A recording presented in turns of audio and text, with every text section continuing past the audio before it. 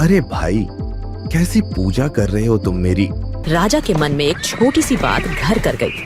और मुझे झूठ बोलने का साहस मत करिए, अन्यथा ऐसा दंड दूंगा कि आपकी आने वाली पीढ़ियां भी इसे याद रखेंगी। कुछ वर्ष पहले पवित्रपुरी नगरी में तनीषा महापात्र नामक एक ब्राह्मण निवास करते थे। पुरी में रहकर जो जगन्नाथ के चरणों का दास न हो, ऐसा तो हो ही नहीं सकता। पंडित महापात्र भी प्रभु जगन्नाथ के अनन्य भक्त थे और उन्हें मुख्य मंदिर में भगवान की सेवा का सौभाग्य प्राप्त था। वे परम पवित्र आत्मा थे और सदैव जगन्नाथ की आराधना में लीन रहते थे। शास्त्रों का गहरा ज्ञान होने पर भी वे अत्यंत विनम्र और सरल स्वभाव के थे। सूर्य की पहली किरण के दर्शन से पहले और सूर्य के अस्त होने के बाद तक तनीषा महापात्र निरंतर भगवान जगन्नाथ, बलदेव और सुभद्रा मैया की सेवा में तत्पर रहते थे। उस नगर के राजा सूर्यवर्मा भी भगवान जगन्नाथ के बड़े भक्त थे। उनकी भक्ति गहरी तो थी, परंतु कभी-कभी उनके मन में संदेह के छोटे-छोटे बादल भी मंडरा जाते थे। हर दिन भगवान के दर्शन करना और उनकी पुष्पमाला को प्रसाद रूप में पाना उनकी दिनचर्या का अभिन्न अंग था। उन्हें लगता था कि उस माला में प्रभु का आशीष समाहित है। एक दिन राजा के मन में एक छोटी सी बात घर कर गई। उन्होंने मंदिर के एक सेवक को लापरवाही से पूजा सामग्री रखते हुए देख लिया था। यह एक क्षणिक दृश्य था, परंतु राजा के मन में एक कांटा चुभ गया। क्या सभी सेवक इतने ही समर्पित हैं? क्या उनकी भक्ति सच्ची है? यह विचार उनके मन में धीरे धीरे पनप रहा था। उसी दिन प्रातः काल जब पंडित महापात्र भगवान के दर्शन के लिए जा रहे थे, उन्हें समाचार मिला कि स्वयं राजा जगन्नाथ जी के दर्शन के लिए आ रहे हैं और शीघ्र ही मंदिर के द्वार पर पहुंचने वाले हैं। यह सुनकर तनीषा महापात्र तुरंत गर्भगृह की ओर दौड़े ताकि राजा के दर्शन की उचित व्यवस्था कर सकें। वहां पहुंचकर उन्होंने देखा कि जगन्नाथ जी के विग्रह पर पुष्पमाला नहीं है। पंडित जी चिंतित हो उठे। राजा जब भी आते थे, वे आग्रह पूर्वक भगवान की पुष्पमाला प्रसाद के रूप में मांगते थे। हे प्रभु, पंडित जी मन ही मन बोले, आज आपके गले में माला नहीं है तो मैं राजा को क्या दूंगा? यदि उन्हें पुष्पमाला का प्रसाद नहीं मिला तो वे अवश्य अप्रसन्न होंगे और मेरी निंदा करेंगे। हे प्रभु, अब मैं क्या करूं? अंततः पंडित महापात्र ने एक निर्णय लिया।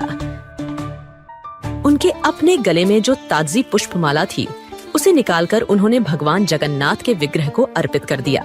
दोस्तों, कहानी में छुपा है एक सवाल। जवाब सही दिया तो बन सकते हैं आप माइथो चैंपियन। ध्यान से सुनिए। राजा सूर्यवर्मा दर्शन के लिए पहुंच गए। राजा ने भगवान जगन्नाथ, बलभद्र और सुभद्रा मैया के दर्शन किए और हमेशा की तरह भगवान की पुष्पमाला प्राप्त करने का आग्रह किया।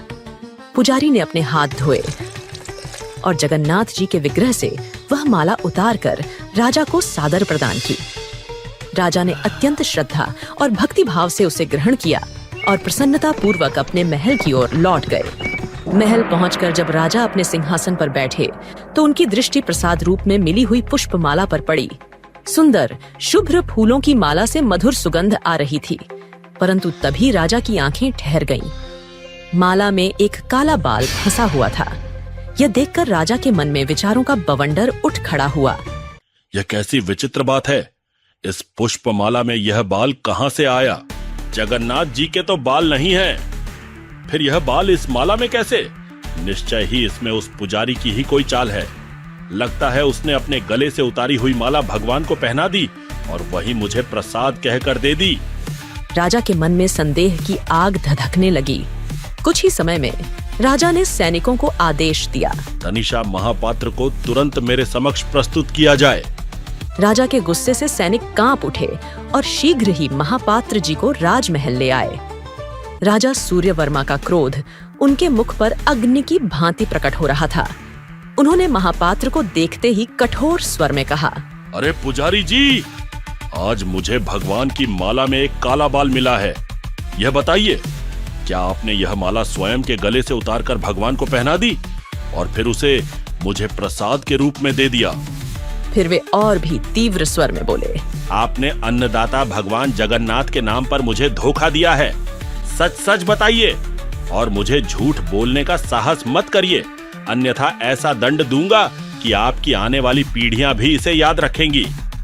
महापात्र ने हाथ जोड़कर विनम्र स्वर में कहा, हे राजन, भगवान जगन्नाथ ने कुछ समय से अपने केश बढ़ाना आरंभ किया है। ओह, तो अब यह नई बात है। यदि तुम्हारा कथन सत्य है तो मुझे उनके केशों के दर्शन करवाना। यदि मैं स्वयं भगवान के बाल देख पाया तो तुम्हें सम्मान, पुरस्कार और प्रतिष्ठा दी जाएगी। किंतु यदि यह बात झूठ सिद्ध हुई तो मैं तुम्हें इस राज्य से निष्कासित कर दूंगा। और तुम जानते हो मैं दंड देने में कितना कठोर हूँ। बाहर ग्रीष्म की तपिश थी, पर राजा के भीतर का मानसिक ताप और अधिक तीव्र था। उन्होंने तुरंत अपने विश्वस्त मंत्री को बुलाया और उसे आदेश दिया कि वह गुप्त रूप से तनीषा महापात्र के विषय में जानकारी एकत्र करे।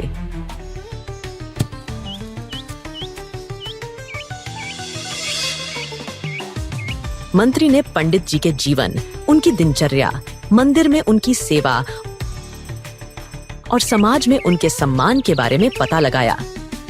कई दिनों तक छानबीन करने के बाद भी मंत्री को पंडित जी की निष्ठा और भक्ति के अतिरिक्त कुछ भी संदेहास्पद नहीं मिला।